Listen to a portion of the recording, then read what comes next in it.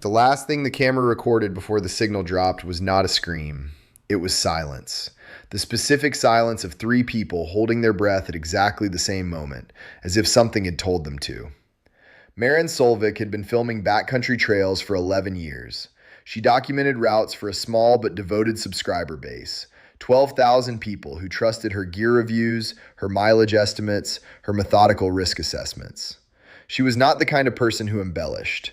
She was the kind of person who noted, in a video from March 2019, that the footbridge over Bridal Veil Creek near Ouray, Colorado, had a board with a hairline fracture at the third plank from the north end, and that hikers with more than 60 pounds of pack weight should redistribute before crossing. She filmed herself doing it. She logged the GPS coordinates. Her channel had no jump scares. It had no dramatic music. It had, over the course of a decade, become the kind of thing people put on while they planned trips. A voice so calm and so specific that it functioned almost like a map that could talk. On September 14th, 2023, Maren drove her 2017 gray Tacoma from Montrose up toward the Cimarron Ridge trailhead off Forest Road 858 in Hinsdale County, Colorado. She had done this exact drive 4 times before, the most recent being August of 2021. In her notes, which she later read aloud in a podcast interview, she described the conditions as standard. Clear sky, temperature at the trailhead approximately 52 degrees Fahrenheit, trail well marked, no weather advisories for the San Juan Range through the weekend. She was not alone. She had brought 2 people she had hiked with regularly for 3 years. Tobias Wern, a structural engineer from Denver who shot secondary camera angles on her trips, and Priscilla Daughtry, a wilderness first responder and lichenologist from Gunnison who had joined Maren's channel as a recurring collaborator. Tobias was 41, Priscilla was 36, Maren was 38. They set out at 6:47 in the morning. Tobias's GoPro logged the timestamp. The first 4 miles were filmed in their entirety and were later reviewed by people who spent weeks studying the footage frame by frame. There is nothing wrong with the first 4 miles. Maren narrates a section on route finding near a downed pine across the switchback at mile 2.3. Tobias films her crossing a shallow creek crossing at mile 3.1. Priscilla identifies a species of foliose lichen on a granite outcrop and explains, with the unhurried specificity that made her appealing on camera, that it would take approximately 80 years for that particular colony to reach the diameter it currently had. Everything in those first 4 miles is consistent with 11 years of the same kind of footage from the same kind of person. The first anomaly was not visual. Priscilla mentioned it in passing, around mile 4.6, without stopping. She said, "Do you hear that?" She did not explain what she was hearing. Maren, who was ahead, said, "Wind." Tobias, who was scanning the ridge to the east for an angle, said nothing. The camera kept rolling. Priscilla did not bring it up again. Later, audio engineers who isolated that section of the recording described what Priscilla had likely heard. It was a rhythm, not a mechanical sound, not a helicopter, not a trail bike. A rhythm in the ambient noise of the forest itself, as if something that should have been continuous, wind moving through spruce, the low register of a distant creek, was instead pulsing. Once every 4 seconds, approximately, like breathing, like something very large drawing air very slowly. The engineers noted that this rhythm is audible on the recording for approximately 9 minutes before the next anomaly, and that none of the 3 hikers appear to discuss it again. They stopped for food at mile 5.2, at a flat granite shelf above a talus field. The view to the southwest opened up here, and Maren filmed a slow pan of the valley, footage she typically used for channel art thumbnails. Tobias unpacked his lunch. Priscilla checked her field notes. There are 11 minutes of this, and the footage is unremarkable except for one detail that appears at the 6:47 mark of this segment. In the far background, at the edge of the tree line below the ridge, there is a shape. It is not distinct. The camera does not zoom. The shape is visible for 3 frames, and then it is behind a tree. 3 people who reviewed this footage independently described it differently. One said it was a person standing very still. One said it was a dead spruce, its bark stripped, at an angle that resembled a shoulder and a torso. One said it was a shadow, probably cast by something on the ridge above, though they could not explain the direction, given the position of the sun at 11:09 in the morning. What all three reviewers noted, without prompting, it did not move the way things that are not alive move. Maren, Tobias, and Priscilla did not appear to see it. They packed up and continued. At mile 6.1, the trail crossed the upper shoulder of the ridge and began descending toward a small tarn, an unnamed lake that does not appear on most consumer maps, visible on USGS quadrangle sheets as a blue oval roughly 40 meters across at an elevation of 12,340 feet. Maren had filmed this lake before. It appeared in a video from August 2021. In that video, she noted that the shoreline was clear and that there was a reliable campsite on the eastern bank. She had given the coordinates.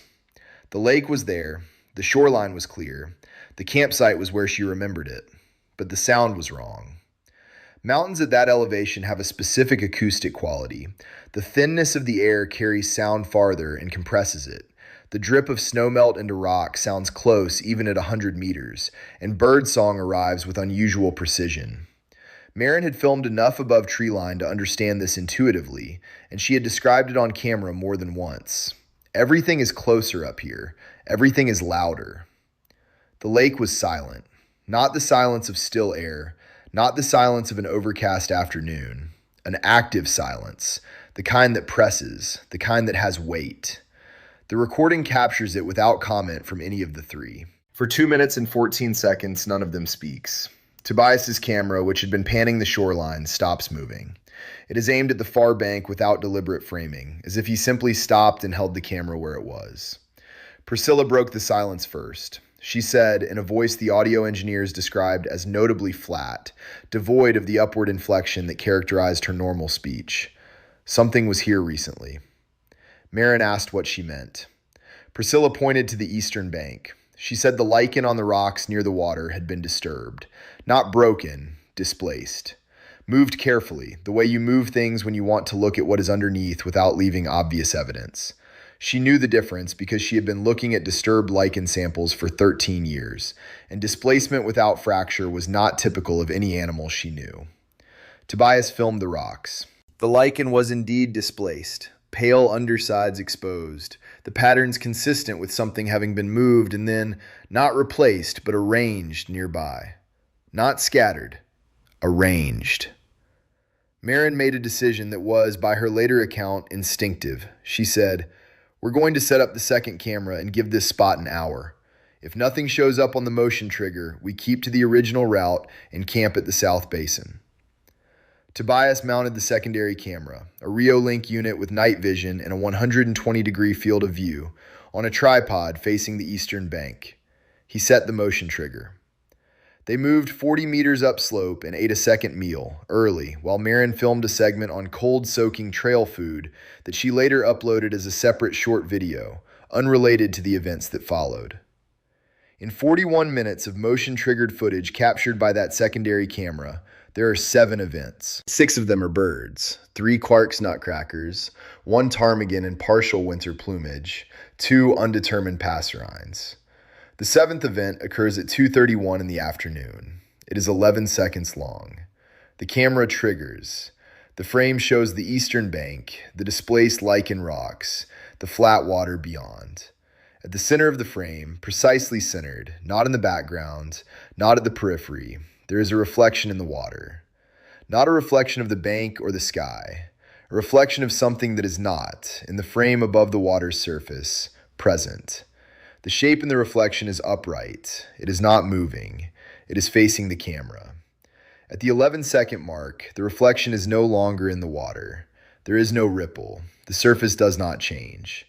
The secondary camera triggered once more, 2 minutes later, and captured only the wind moving over the surface of the lake.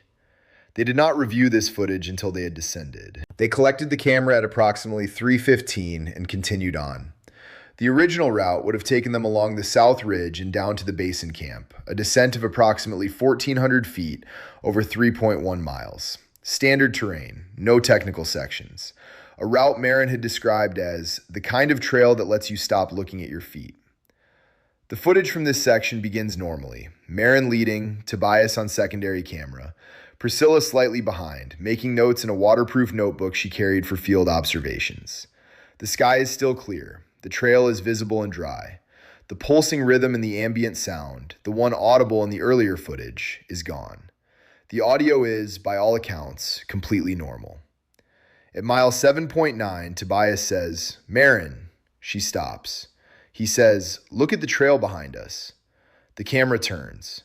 The trail is visible for perhaps 100 meters before it bends out of sight behind a granite outcrop. It is empty. The afternoon light is low and hard and casts long shadows from the dwarf willows on either side. The shadows are pointing east, as they should at that hour. All of them are pointing east. All of them except one.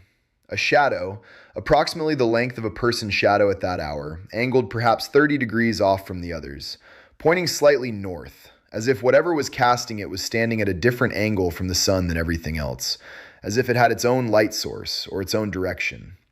The camera holds on it for 4 seconds. Then Tobias pans back to the trail ahead. He does not say anything else. Marin does not say anything. Priscilla says, very quietly, in the same flat tone she had used at the lake, "It's been following the same interval." When asked what interval she meant, she said, "It's always the same distance behind, no matter how fast we walk." Marin's response to this is not audible on the recording. The wind picks up briefly and obscures approximately 8 seconds of audio. When it drops, they are walking again. The next 17 minutes of footage are the most studied section of anything either Marin, Tobias, or Priscilla ever filmed. They walk. The trail descends. The terrain is exactly what it should be. Marin narrates twice.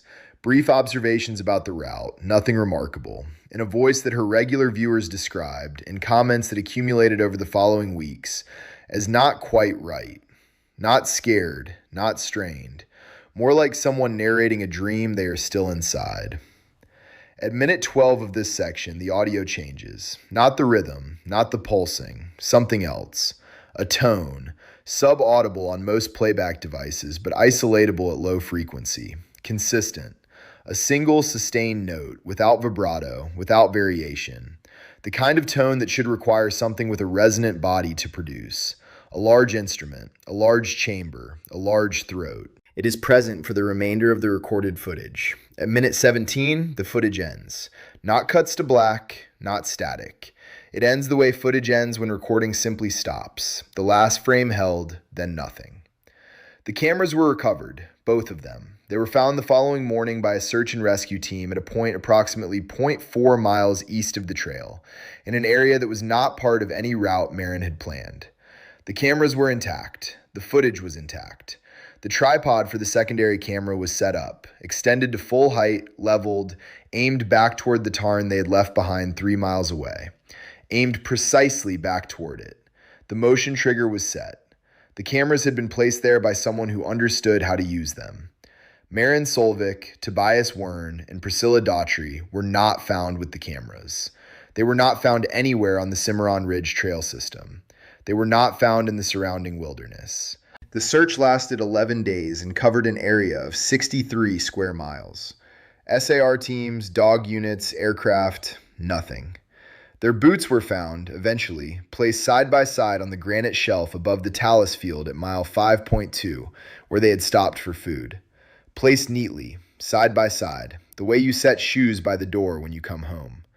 Boots that showed, according to the forensic examination, no abnormal wear, no tears, no damage inconsistent with the miles they had walked that day. There were no footprints leaving the shelf. There were no footprints approaching the shelf from any direction other than the trail. The motion trigger camera, the Reolink unit, still aimed back toward the tarn, positioned in a spot where no trail ran, recorded one event overnight. At 3:07 in the morning, on a moonless night with no ambient light source, the camera triggered. The frame was dark, but in the center of the frame, the same place it had appeared in the reflection, a shape, upright, still. Facing the camera as it had faced the camera in the water, not moving, not advancing, not retreating, holding the same distance it had held on the trail, doing what it had always done, as far as anyone watching the footage could determine, waiting. The recording is available. The coordinates are on file. Nobody who has reviewed every frame of this footage has been able to explain the reflection, the shadow, the tone, or the interval Priscilla described. Nobody has been able to explain why three experienced people who knew these mountains set their boots down neatly and stepped off the edge of what the footage can show. The most unsettling detail, the one that nobody mentions first but that everyone eventually returns to, is this. In the final frame before the recording stopped, in the lower right corner of Tobias's camera, there is a hand. Not holding the camera, resting beside it, on the rock, relaxed, palm down, fingers slightly spread. The hand belongs to none of the three people who were there. It is very still, the way things are still when they have been still for a long time. If this account stays with you the way it stayed with me, hit subscribe. More of these come out every week.